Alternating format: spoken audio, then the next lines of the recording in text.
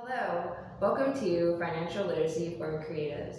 My name is China May and I'm with Operation Arts Foundation, and I'm here with Kayla Harley with Creative and Equal Opportunities Inc. and on social media, CEO Arts. Hi! Hi! Hey everyone, I'm so excited to be here. Thank you so much for having me, China. Operation Arts is such an amazing organization, and to be a part of this Global Entrepreneurial Month and this week and to be able to share this workshop is more than I can ask to end the year. Yes, thank you so much for being here with us. We really want to help level up the community and really help creatives succeed. So thank you so much for being here. Absolutely, my pleasure. So, why don't you tell us a little bit more about yourself and your organization?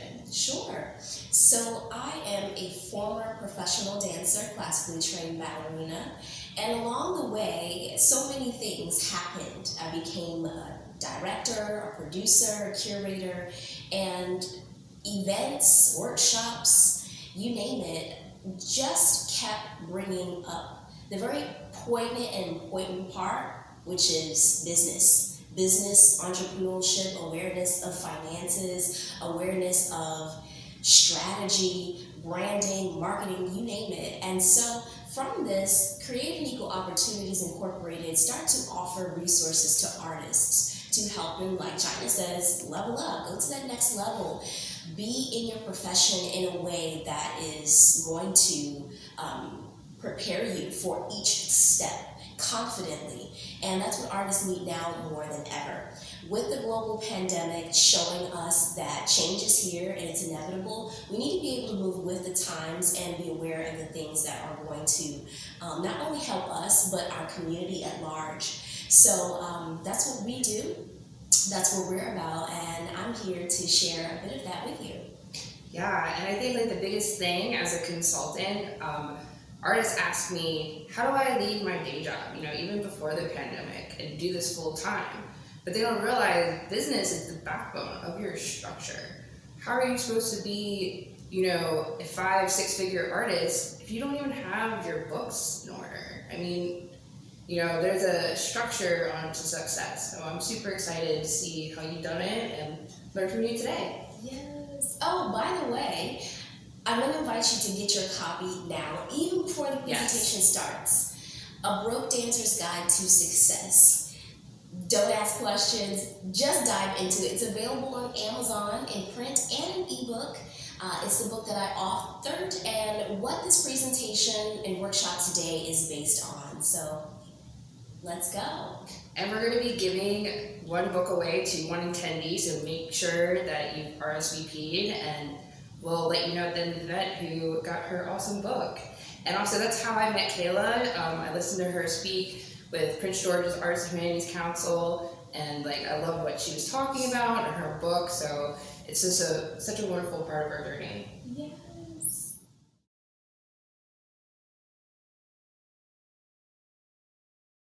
Hi, welcome. My name is Kayla, the founder of Creative and Equal Opportunities Incorporated.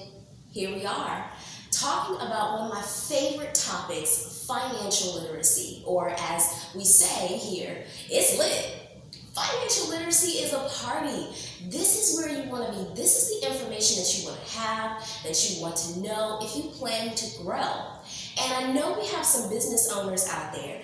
I know we have some people who have started boldly during the global pandemic, decided to take that project and make it into a business, decided to go to the next level, and this is what you want to know, this is what you want to understand, this is what you want to have in your pocket for when you are out there pitching yourself, when you're out there making grant proposals, when you're out there putting together your business plan, financial literacy. So today I'm going to talk to you about the wealth mindset. Even before you start to calculate the numbers, even before you put your budget together, even before you do all the black and white things, you want to be in the right headspace. Because if you don't first have confidence and you believe in what you're doing, then what's it all for?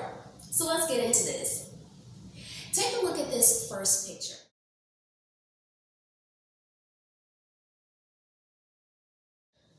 This is a Grammy Award-winning singer and songwriter, Anthony Brown. Here in his moment, and he happens to be from the DMV actually, shout out to us, in this moment he's celebrating his single, Worth. And worth is what we need to first understand as artists, that we're worth it. Let's talk about the taboos of being an artist. Probably when you got into the industry, somebody said to you, well, how are you going to make money? How are you going to sustain yourself? How are you going to pay your bills? That's nice. That's cute. I like it. Good for you. But are you going to get paid? And you probably thought to yourself, am I going to get paid? That's where we start. Yes, you can sustain yourself.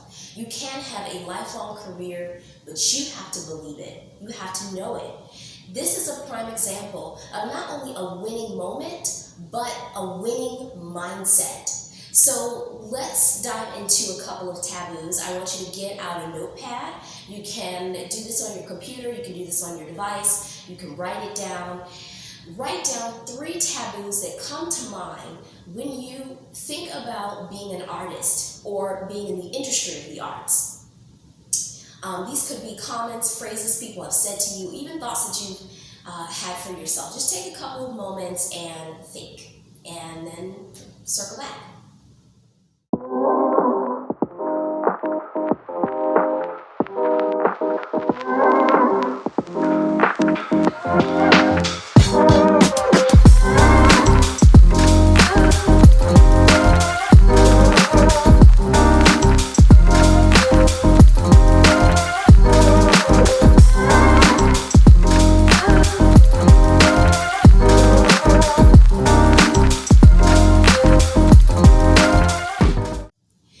So how'd it go? Not the most fun, right? Kind of puts you in a space. It puts me in a space of discouragement. So here are the top 3 that come to mind. You're probably going to end up working 3 and 4 and 5 jobs and still not being able to sustain yourself. That's a taboo. You're probably going to end up giving up and realizing along the way it's not worth the struggle. Just do something else. Last one. Do you even know what you're doing? All of those I've heard over and over again, and I'm pretty sure what you have written down, you heard it somewhere too, but all of them are absolutely wrong. Let's go to the next slide.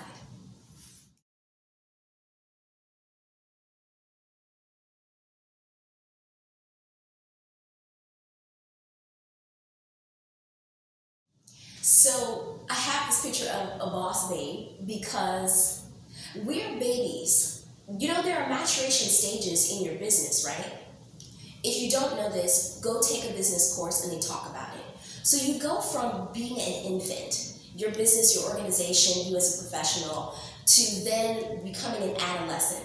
That's when you start to get warm, you start to, network start to show themselves, you're making connections, you're getting some things done. Hey, you may have put together your first event, it was free, that's okay. Maybe 5 people showed up, maybe 10, maybe 100, whomever, however, and you got 2 connections, all good. And you just keep growing. You go from being a teenager to an adult. That maturation stage takes time. And in that time, you don't want to give up. All the while, you want to be thinking about how every single moment, every single curve in that arc of your growth, you're getting closer and closer to the salary that you want, the kind of contracts that you want people to agree and say yes to, and you've got to place a number to that. You have got to see yourself there already. I don't want you to see yourself where you were. I don't want you to see yourself where other people were. If you've watched interviews before, if you've attended seminars, that doesn't have to be your journey. Where you are all depends on how you see yourself. If it's 4 figures, then that's your figure. If it's 6 figures, then that's your figure. Whatever it is, write it down, repeat it aloud to yourself, visualize it, see it. I mean, here's the thought. Maybe tap into some apps. Apps are great tools for financial literacy. They help you to track your progress, don't they? They help you to see those stages of your growth very clearly. And if you're working with a team, maybe you've got staff, maybe you've got interns, they can be along that journey with you to hold you accountable and say, we didn't do so well in last quarter, but here's one thing that did work out. And then let's see how we go in the next quarter or the next year. Stay encouraged, stay on fire, stay in it.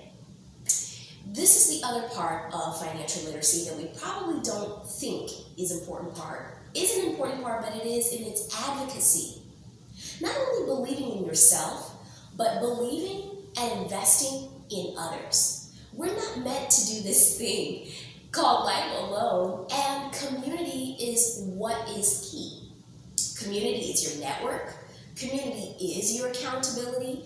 Community is your growth. So the more you advocate by being a part of events, getting out there, putting your face out there, putting your ideas out there, that's how you come together with like-minded people. That's how you stay surrounded by people who can mentor you, who can help you go to that next level, and how you can continue to see yourself successful.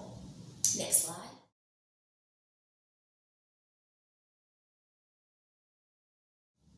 So, which one are you?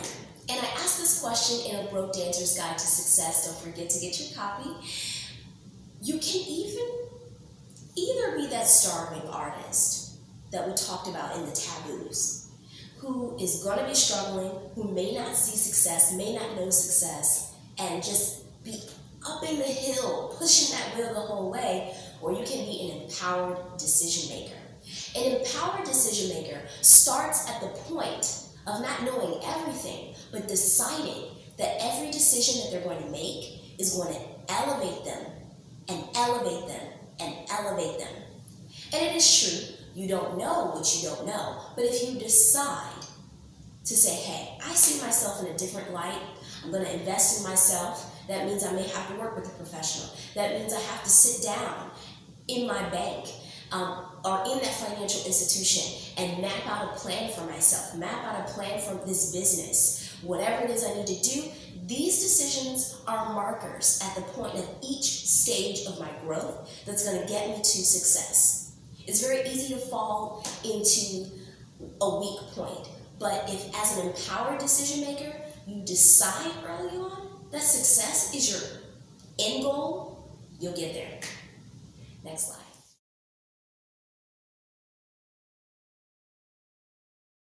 So here's Jack. Jack is a good friend of mine, and Jack happens to be an artist. Even though you see him here as one of the heads in the region of the Caribbean islands for Digicel, which is the #1 internet and phone service in the Caribbean, he happens to be an opera singer. Yeah, so we also talk about this in the Broke Dancer's Guide to Success, creative translation.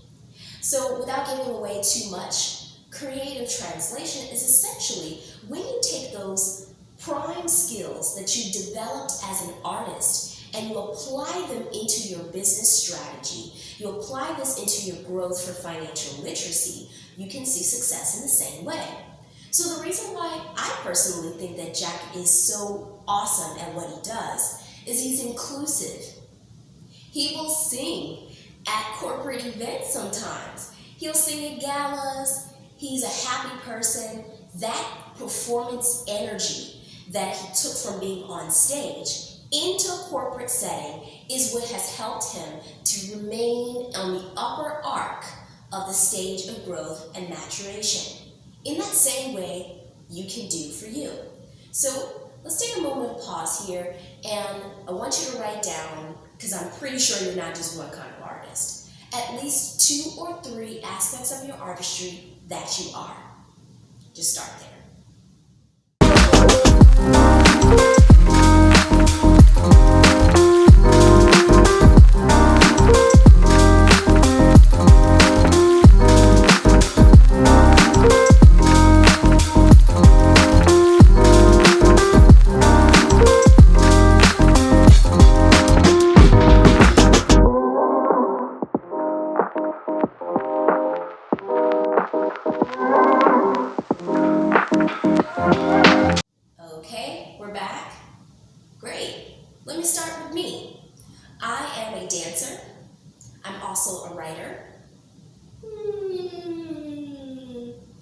sometimes.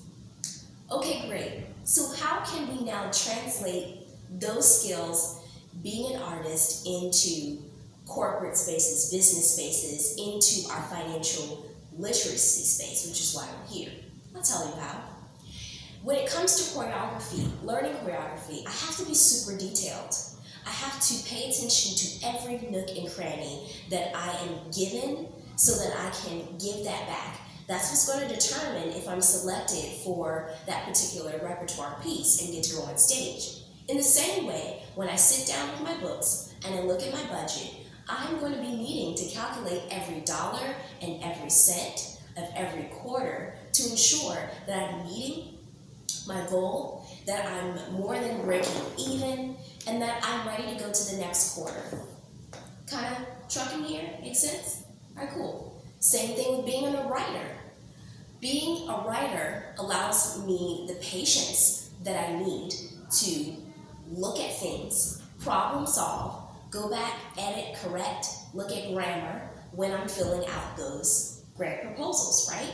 When I'm pitching, when I'm putting together a presentation, when I'm sitting down and talking to people. Those skills translate into how I can prepare and present myself in any space. Last but not least, singing.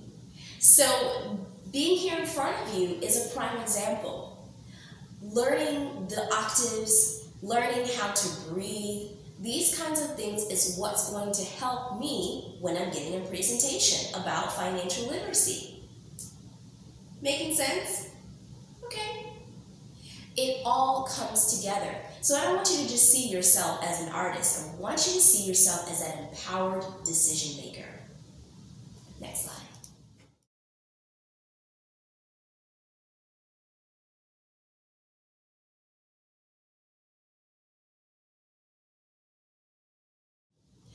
All right, so this part of financial literacy you probably underestimated. I did. This is an excerpt from a magazine called Mindful, and from a financial literacy expert herself, she says that wellness is an important part of growth when it comes to your money. Relationship. Do you have a relationship with your money? If so, what is that relationship? What do I mean when I say that? How do you feel about money? And I don't mean, what do you mean, how do I feel? I need it. We know that part. Who doesn't? How do you see yourself when you think about money?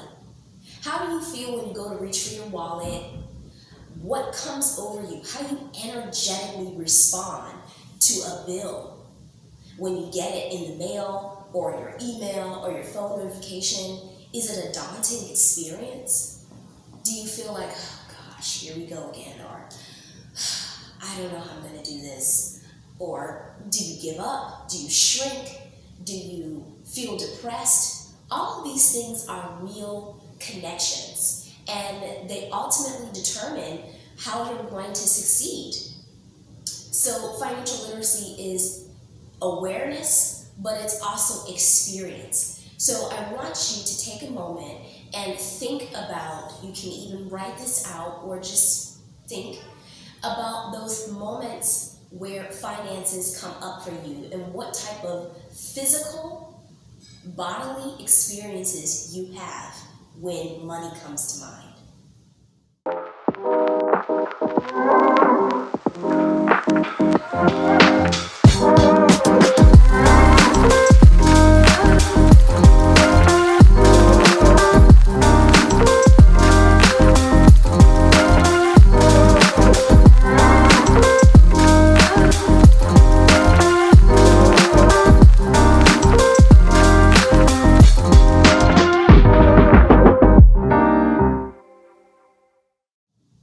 Okay, now I want you to think about the mental space that you're in when money comes to mind, or when financial obligations drop in your lap, or you so excitedly put that budget together for that event, for that great idea, project, or what have you, and all of a sudden you realize that the money's not there.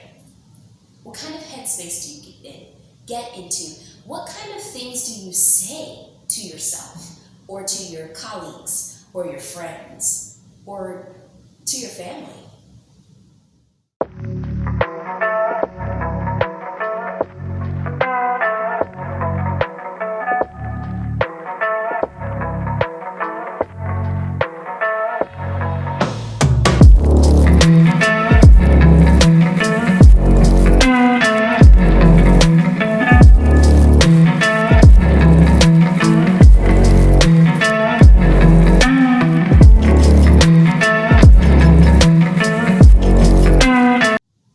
Last but not least, social media, society. What comes over you? Talking about wellness here and finances. What comes over you when you see posts about other people succeeding, other people posting their wins? How does that make you feel? Does it make you retract away from money? Or does it make you hungry? Does it make you go after it? Does it make you say, me next, or me too, or that's awesome? Be honest with yourself. Just take a moment and think. You can write it down or you can just reflect.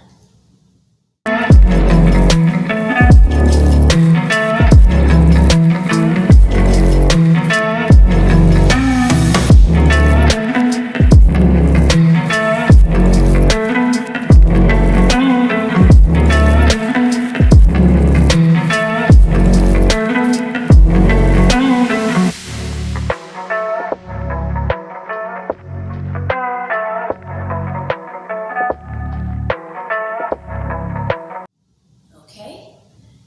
How are we doing? All right, so we've got the physical, we've got the head space, the mind space, we've got relationship with family, friends, and society. Let's just put that aside for a second, and I want to let you in on a little secret, or a big secret actually. Wealth is in the mind. Abundance mindset is the mindset that doesn't consider scarcity. It doesn't consider what you do not have in the here and now.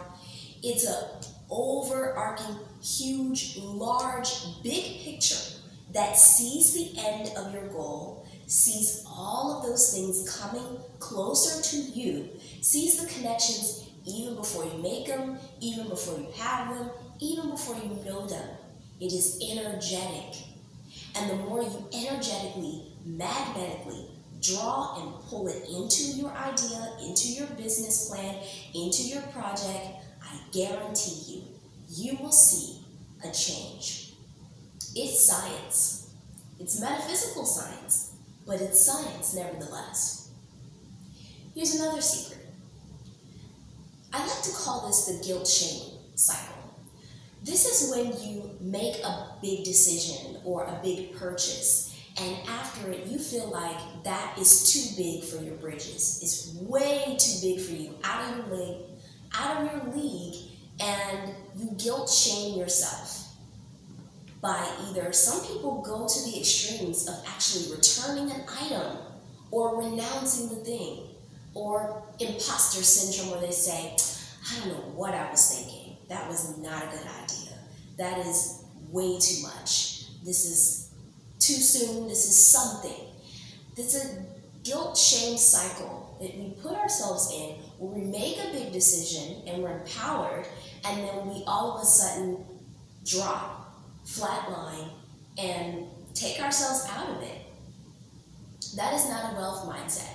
That is a scarcity mindset. That is a fear mindset.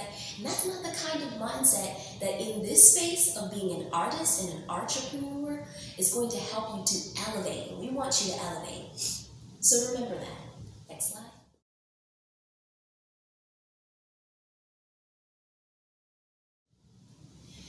Positive affirmations. That is a tool for financial literacy.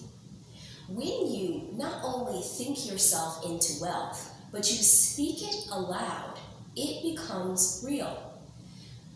When you hear your own voice say something, declare a thing, decide, put it out there in the universe, it is, well, it's resonance. Energetically, it leaves your body, it goes out of your ear gate, out of your speaking bulb, into the universe, could be something you write down, an email you send, someone you talk to on the phone, somebody you meet, etc. It then comes back to your ear gate. You receive it in your body, and then that is how you manifest. So if you're just wondering, what is manifestation? That's what it is. When you make something real from an idea, you have to project it. Otherwise, it dies as an idea. So project that number that you've written down, maybe on your vision board or in your journal or in that discussion that you had. However it is first written or conceived, you then want to manifest it by making it real. Next slide.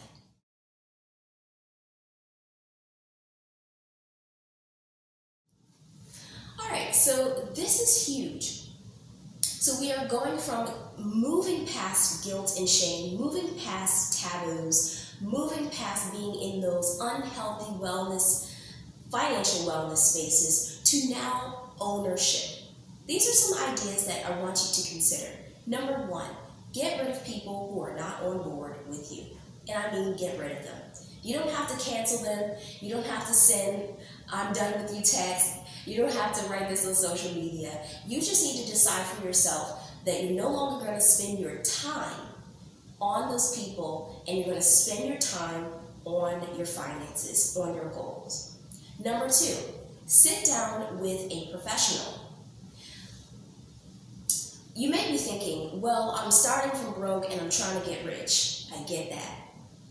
And you may be thinking, I can't afford a professional. I get that too. But remember, we're taking ourselves out of that thought process and we're moving ourselves closer to the things that we want for ourselves, right? So consider this, there are free resources. Considering your financial institution is one of them. Your bank, I guarantee you, your bank has a free resource that you can tap into. Talking to a professional should not cost you any money. I want you to put it on your calendar right now. Take out your phone or move a window over on your computer and mark in your calendar the day that you're going to call your phone. Yeah. Hello, phone. Sorry. No, call your bank, call your financial institution and say, hey, do you have a free resource? Do you have some kind of resource or something I can tap into for me to speak with someone? I guarantee you they have it. Oftentimes, banks have nonprofit organizations that they partner with to offer financial literacy that's just sitting there waiting that no one knows about. So I'm telling you here and now, it's there. The next thing I want you to do after you make that call and see what resources they have available to you is I want you to physically go into the institution, sit down with someone, and have lunch. Yes, you can do that. You should be developing personal relationships with people that handle your money.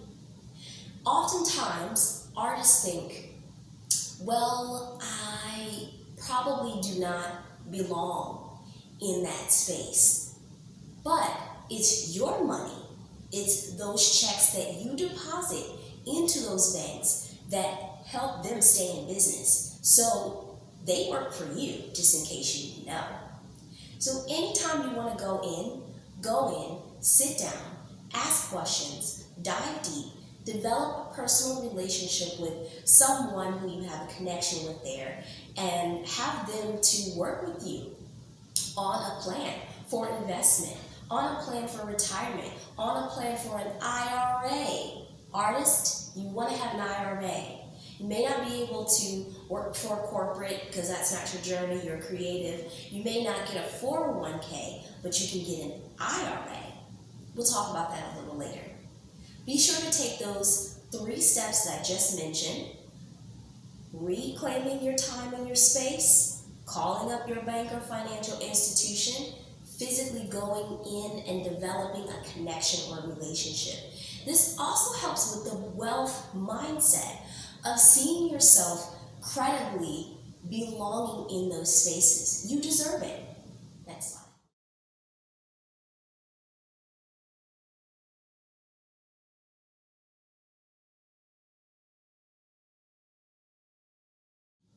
All right, so these are some points that I want you to get before today is done. These are people and archetypes that you do not want to become. All right, so number one is the procrastinator. For whatever reason, the procrastinator keeps coming up with reasons why they can't, why they won't, why they're ineligible, why they're not credible enough, why they don't have enough experience, why really the truth of the matter is they're afraid. Whatever the reason, it's not a good enough excuse. Procrastination will not get you closer to success. It won't get you closer to those digits. Remember that. The next one is the perfectionist. Artists are hugely known for being perfectionists. For whatever reason, maybe you just gotta add that extra touch or put in that extra count or whatever the case may be. In this context of money, you want to not be a perfectionist. You can always go back and change things. You want to start somewhere. That's the most important thing. The next one is the isolated loner. This is the person that develops unhealthy self-talk. This is the person that talks themselves out of situations, talks themselves out of opportunities, talks themselves out of networking, talks themselves out of big ideas, talks themselves out of that moment that's waiting for you to believe in yourself. The last one is the reject. So, how do I explain this? This is the person that has convinced themselves that they're the underdog and that they're overlooked and that no one sees their worth, and that's why they're not making money. I'm sorry, that's not true. You're not making money because you're not taking initiative. You're not taking ownership. Once you start doing that and not rejecting yourself, everything else will start to say yes to you, and that feeling or that perception of rejection will go away, I assure you. Next slide.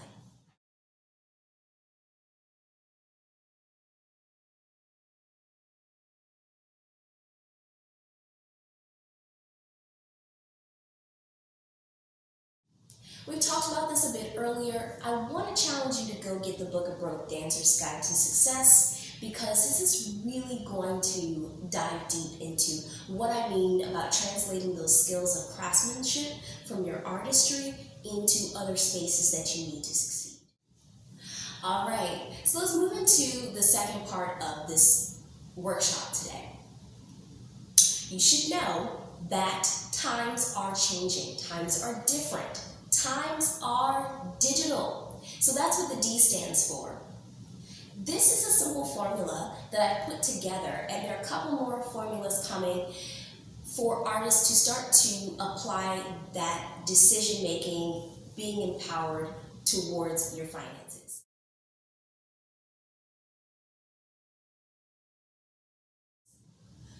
The first part of this equation is a triple P: purpose, planning, and positioning, times the amount of effort, energy, and paying attention to the trends of the economy will take you to where you want to be digitally. What do I mean by that? I'm talking about cryptocurrency. I'm talking about stocks, bonds, and trading. I'm talking about those things that you've probably been seeing popping up on your YouTube video that you're like, oh, I wish they would stop trying to sell me something. They're not selling you anything but the truth. Money is digital, and being aware of how to relate to it, connect to it, and move it digitally in the cloud is what is going to keep you successful. Gone are the days of the under the hand, here's a little cash for you, thanks for the favor. Gone. Why? You cannot track your money that way, people. You can't track cash if you're constantly making it that way physically. It's best to keep it digital because this helps you during those quarterly reviews, during the end of the year review, during your tax preparation, the list goes on, to easily be able to check for your receipts, check for SKU numbers, check for dates, check for all of these things. That's important if ever you had to participate in a tax audit digital is where you want to be. So think about that. Position yourself and be purposeful in this effort. And know that the economy is not your enemy. The economy, creative economy, is your friend. Next slide.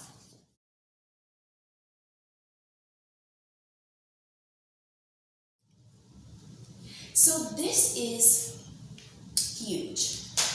Your credit score is, unfortunately, but fortunately, the way that the world sees you. This is typically something that people who are in a fear mindset that we're no longer in, right, will run away from. The credit score is not your enemy. Again, the credit score is what you want to be your friend. You want to know what your credit score is. You want to know what your credibility is according to the system. And you can manage this. You can change the course of that for yourself. This is a tool, self, that personally has been really good to me. And there's also some other really great ones out there like the Extra Card, etc. And I want to encourage you to dive into this resource for yourself. This is a card that you can get. You can pay on it in increments each month. Your choice, $25, $50, $75, up to I believe $125 each month. And this will help to boost your credit score. It essentially shows that you have the ability to pay money back, pay it in full, and pay it on time. At the end of the year, you can totally get your money back. Or you can get a card and you can spend the money just like a debit card.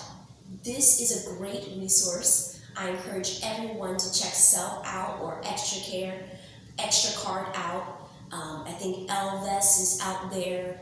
Really great resources that artists need to start to familiarize themselves with and not be afraid of. Next slide.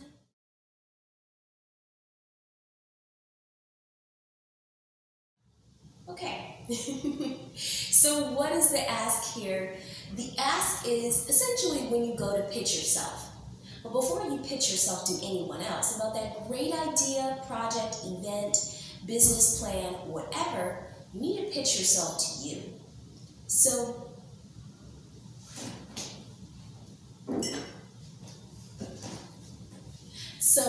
imagine you had a cup of tea and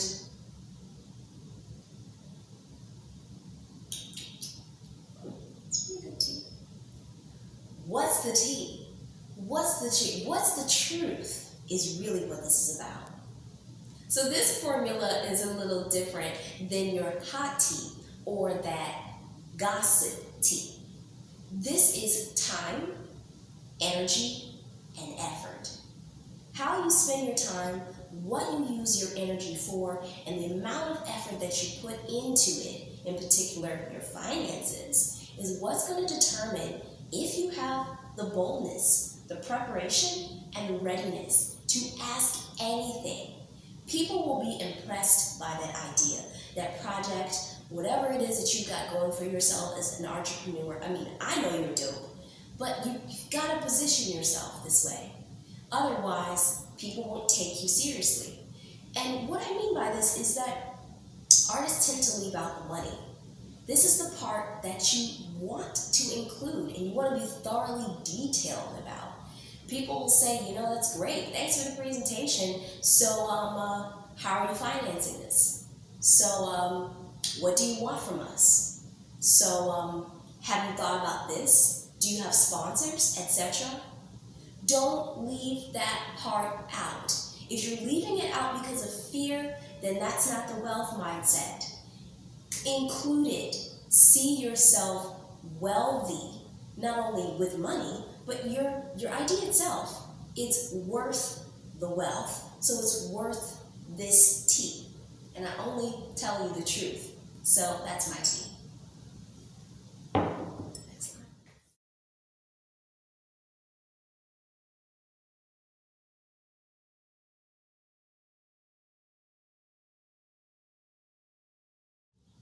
Okay, so I know we've got some families out there. Shout out to the artist moms, shout out to the artist dads, shout out to the whole family that are doing this thing. You don't want to do it alone. Include your little ones. These could be your children, these could even be your nieces, your nephews. Play a game, include them into your journey of financial literacy. They need to be aware. Why?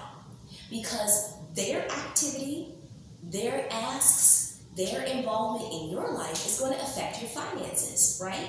Those field trips add up. Those play dates add up. And that will take your initial budget completely left if you don't make them aware of how important it is to understand money.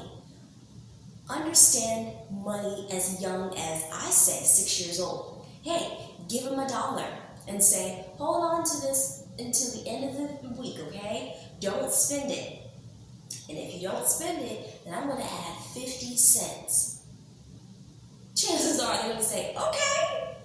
And they're going to hold that money. They may ask you something, can I spend it on this, can I spend it on that? But wait to the end of the week. Give them that 50 cents. This is a prime example of compound interest, right? So if you can challenge a child to avoid the temptation to spend money in a course of 5 to 7 days, they hold on to it, then you can add to it at the end of the week. That is a great exercise for you to avoid temptation of spending money unnecessarily or diverting from your budget or your plan, because then you can see that money grow. That's an example. But also you want them to get excited about saving and budgeting too. There are so many reasons why including the whole family, instead of being maybe a tightwad, they may have called you, I don't know, or maybe that friend that's saying, you never go out, why don't you go out? Bring them into understanding of this wealth mindset that you're in. Just ask the Budgetnista. Maybe you've heard of her, Tiffany, the Budgetnista. She has one of my favorite things that I will apply maybe every couple of months or so. That's when you go into financial hibernation. That means you lock it down. You only spend money on the essentials. That's shelter, food and water, and pay your bills. Everything else is no. If you do that hibernation for a month, next month, you'll be able to do more. So these kinds of things you want people to understand about you and not resent you for. So make it a family affair and tell them what you're up to. Next slide.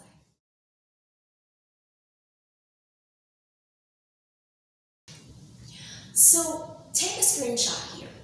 On your phone, on your computer, wherever. These are the basic, simple, must-have, go-to terms for finances that you need to know. Go all the way down to the bottom. You can see there that hibernation party I just spoke about. That's one. But there's also a portfolio party. You may be wondering, what is a financial literacy portfolio party? Well, that's when you compile all of the things that you worked so hard for over the course of that month, 3 months, quarter, year, and you celebrate your wins.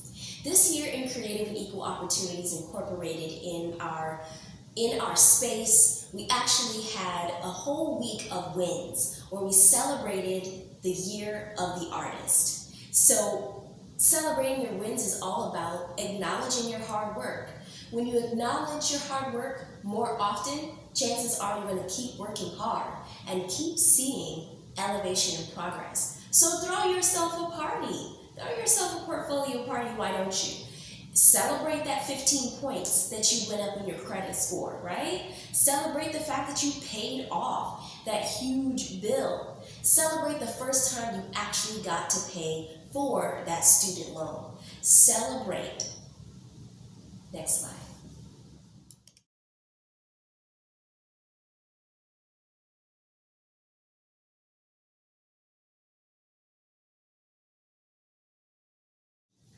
So here's one of my favorite formulas, LS plus R equals M.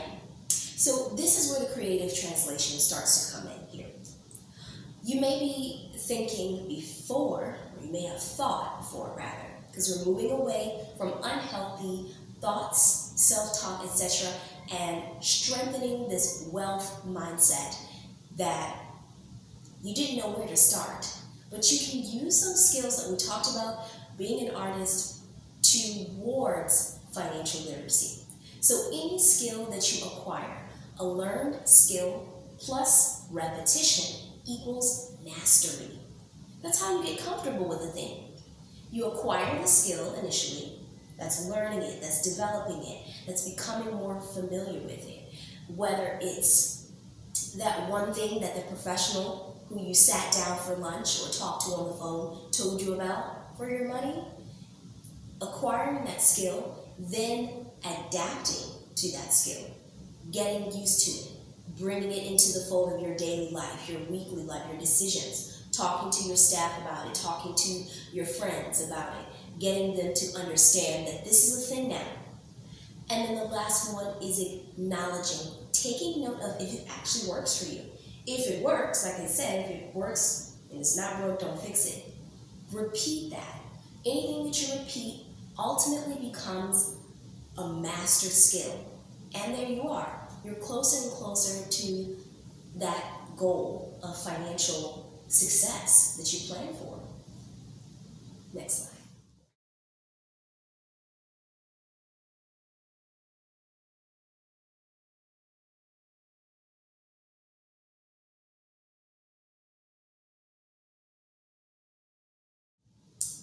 This is a skill, restraint. So earlier I talked about going into hibernation and only the essentials.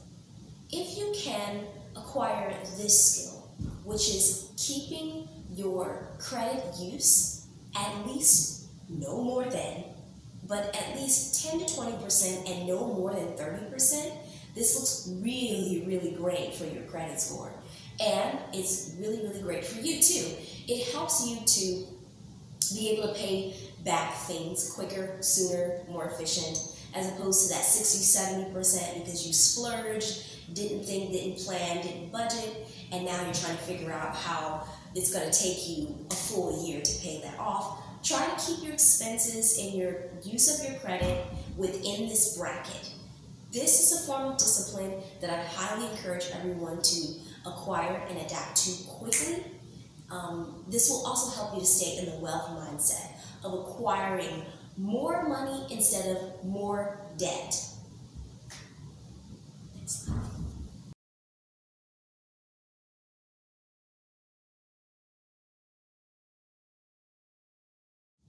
Does anybody know this person? Isis Clay is one of my favorite actresses, directors. She's awesome. Also from the DMV. Shout out to us.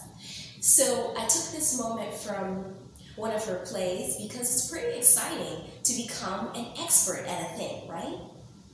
So mastering any form of confidence and then purposefully positioning yourself as a formula, this will make you an expert. You can only trust someone when they're an expert at a thing, right?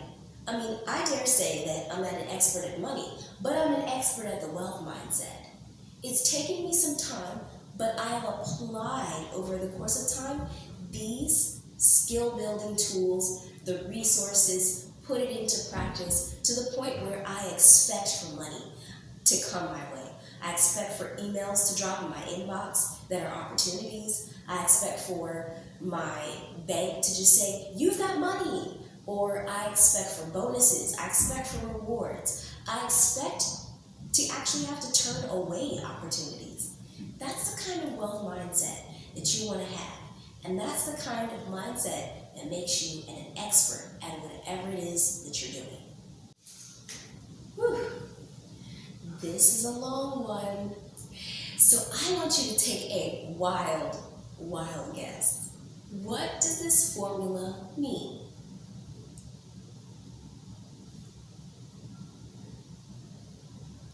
Okay, I'll tell you. This formula is expertise, we talked about this in the previous slide, plus virtue to the infinite degree times 21 days.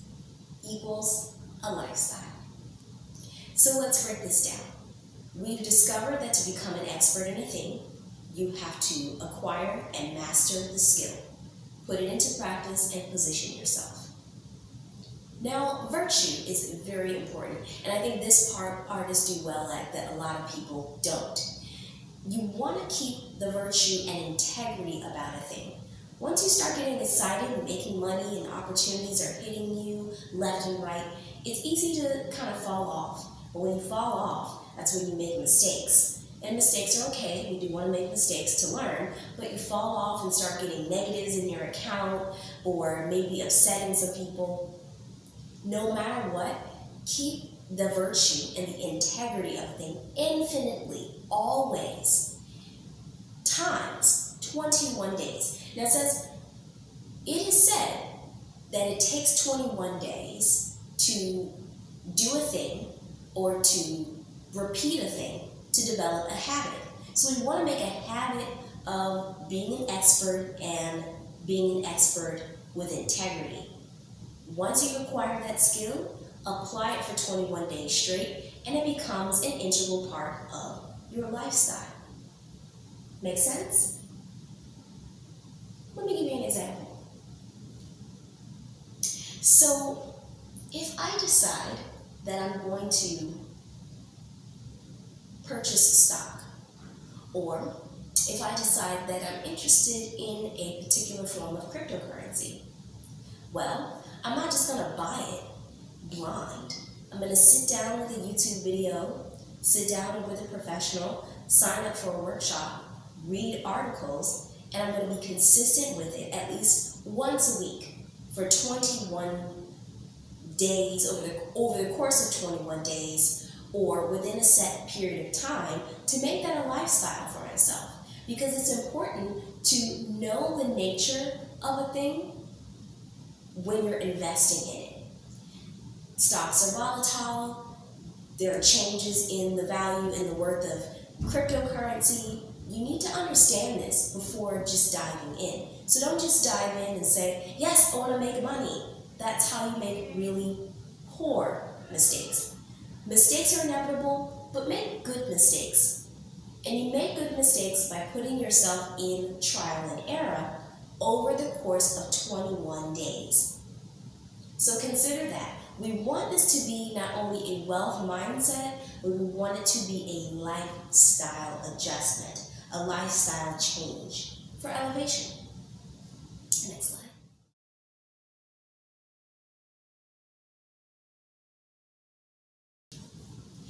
All right, so here is your manifesto.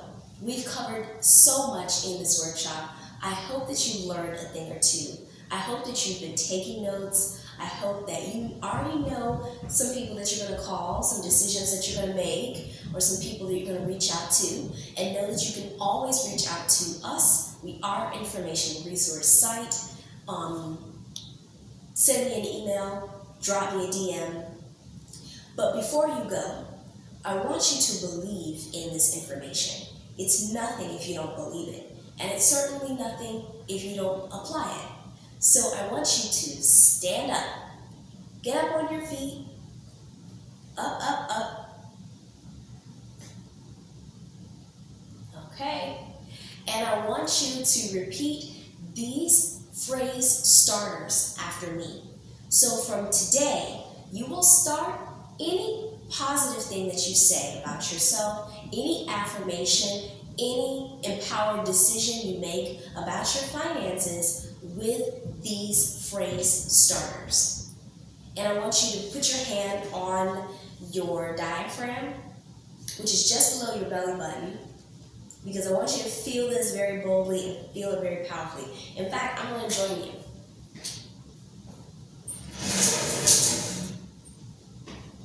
All right, are you ready? Take a deep breath.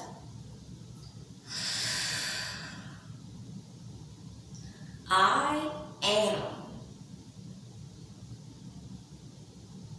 I will. I have. I know. It is. It will. Awesome. All right, that was the warm up. Now I want you to tag on any phrase you want after these phrase starters that have to do with you and your money, have to do with you and your business growth, have to do with you and your journey to entrepreneurship this month, this week, for the rest of 2021 going into the new year. Okay, here we go. Deep breath. I am. I will. I have. I know. It is. It will. How did it go? Good? Awesome. Okay. Well, I'm going to 3 times the charm. I'm going to now add my personal affirmations. You can say yours, or you can listen to mine, or you can add new ones. Totally up to you. Okay, here we go. Deep breath. Nice and strong. We're going to believe it. I am bold, courageous, and wealthy. I will succeed in everything that I put this wealth mindset to. I have a great network, community, friends, and resources to help me grow. I know that there will be challenges, but I will overcome them. It is my year to win. I know that this is just the beginning. Yay!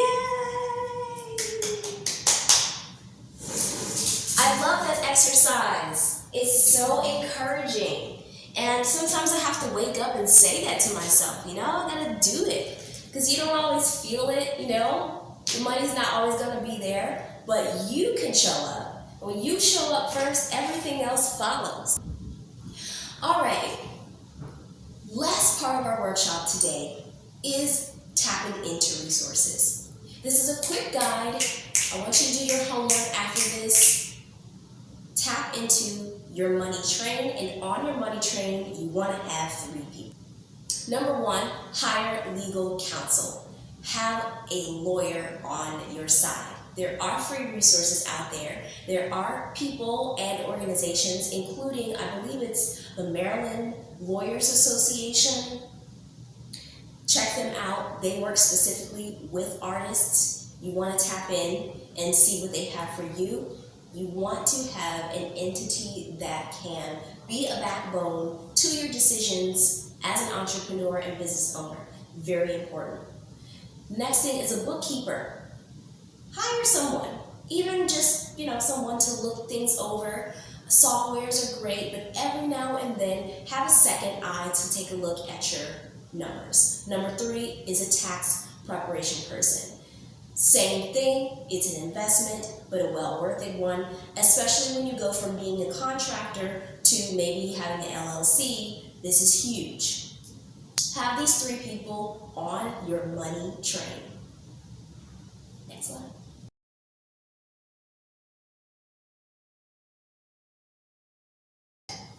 So what is your PPP? I'm not talking about what the government promised us for payment protection loans. I'm not talking about that. I'm talking about what artists need, what entrepreneurs and entrepreneurs need. We need a personal protection plan.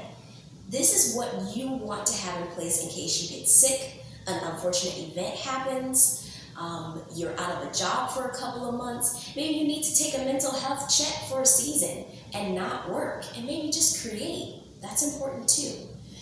Things like having an IRA, which I mentioned earlier in the workshop, and an independent or individual retirement account. This is money that you would pull into yourself that you would not touch or take out for years to come. That's just a single resource. Be sure to do your homework. Next slide.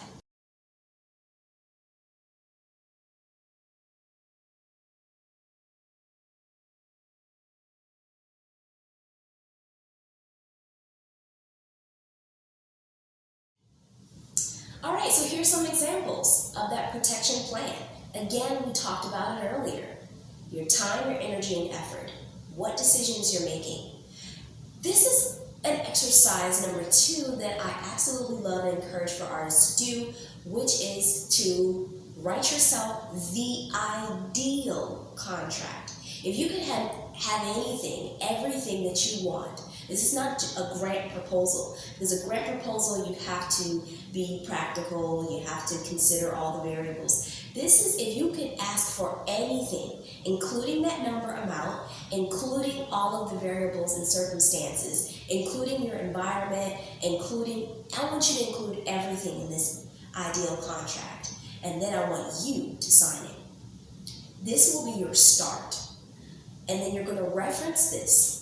I don't want you to actually take this to pitches, but this is what you're going to reference in your mind when you go to pitch yourself to other people. And see how close that contract or that offer comes to your ideal contract that you essentially made with yourself. This third one here is agency.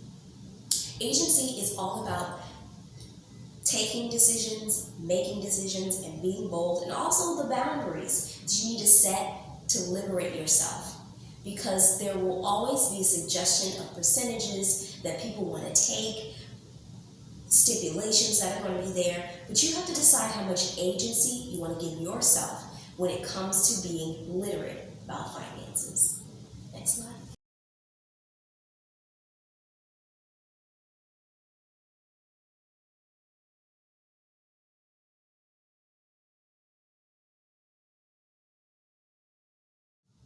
So let's get down to the business of it all. Money is black and white. It's not color. When you make a decision, sometimes you can't undo, redo, delete, scratch, go back. You want to be sure that you're sure about money. So number 1, keep track of it. Number 2, we talked about this. Build your credit. Having good debt. Number 3, your money is meant to work for you, not the other way around. Number 4, have an independent taxpayer mindset. So that means thinking ahead, knowing your numbers, planning and budgeting, all the things, but have the mindset throughout the course of your maturation, your growth. Think about taxes in the middle of a thing, not at the end, because gosh, it can be a headache. And number 5, tax tag. I'll let you in on a secret. This is actually going to be a chapter in the sequel to A Broke Dancer's Guide to Success. Next slide.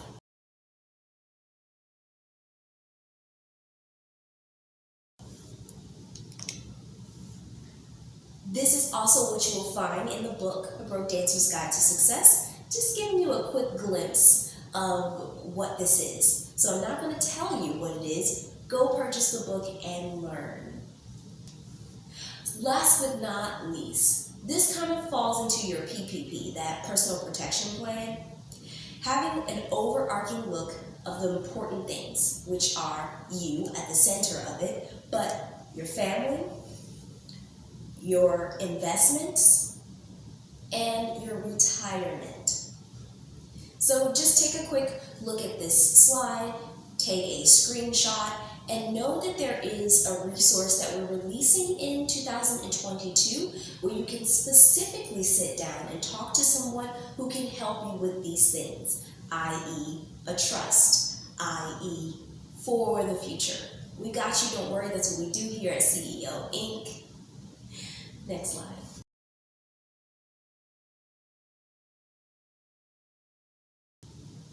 And last but not least, this is the book, A Broke Dancer's Guide to Success.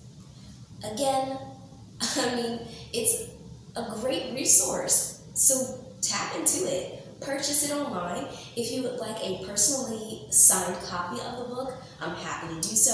Just shoot me an email at director@ceocreative.org. And these are other great resources in the DMV area that I encourage you to tap into. One is our financial literacy campaign. This is going to be a short film, so be on the lookout for this. Next thing is Teaching Artists of the Mid-Atlantic. If you are a teaching artist, join this network. It's free. Create your own profile, connect with others.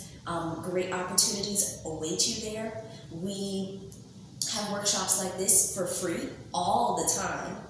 And then the third one is Substantial Art and Music. They're really great at talking about business strategies for artists and bringing on some really great guests into their platform. So tap into them. They are part of the Creative Suitland Network. And then Miss Carol Foster. Carol is, she's like a dinosaur of the arts. She's actually a visual artist. She's an amazing painter, but she's been in the dance community for years. And she has a really interesting workshop that she puts together and can physically come to you. She can come to your work site and present this to you and your staff about emergency planning. These are all the things that you didn't even think about when it comes to your money. Everything from a global pandemic to maybe if your ceiling caves in, to maybe if you get sued, how you can respond financially by having a plan. So that's just a glimpse of what we do here in this space at CEO. We offer you amazing resources with amazing people, and it just keeps going on. So tap into us, follow us on Instagram, CEO INC Arts, or visit us online.